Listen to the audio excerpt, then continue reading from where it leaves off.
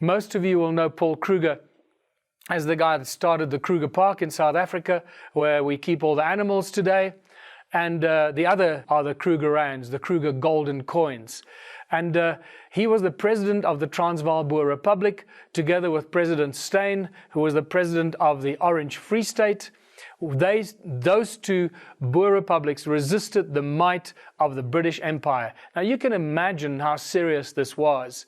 And we find that the British were losing this battle. Even though they had 470,000 troops against a bunch of farmers on horseback, they were losing this battle really badly until they employed what they referred to as the scorched earth policy. And what this meant is they burned down the farms, they killed all the animals, and they took the women and the children of the Boer farmers and the Boer fighters. They took them hostage, and what did they do with them? They put them into concentration camps. Yes, concentration camps are an invention of the British Empire and not of Nazi Germany, as most may think. It is estimated that about 35,000 Boer women and children died in these concentration camps. There were about 45 of these concentration camps scattered throughout South Africa, and they were pretty much starved to death by the British. And it was an absolute massacre. And an unknown number of black South Africans died in black concentration camps that very little is known about, because this was obviously a well-kept secret. There are some books and some literature written about it, but it remains a very dark part of our most recent history.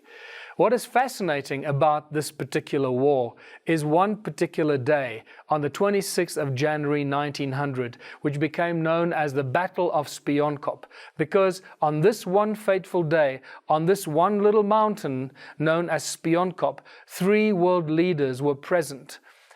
And if any one of these 3 world leaders caught a bullet on that day in this battle, it would have changed the 20th century completely from what it became and what we know it today.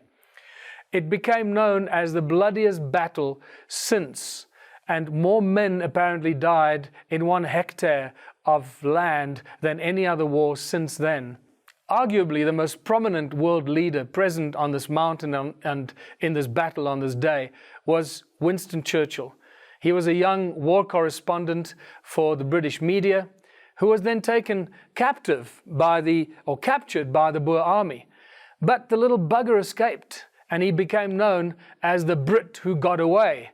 Can you imagine if he didn't escape and maybe he was strung up by the Boer army, how the British history would have changed in the years to come, and how the First World and Second World Wars would have changed after this event?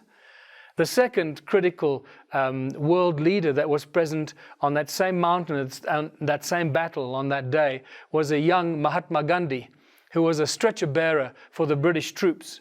You can just imagine what would have happened to the history or the future of India if Mahatma Gandhi had caught a bullet on that day.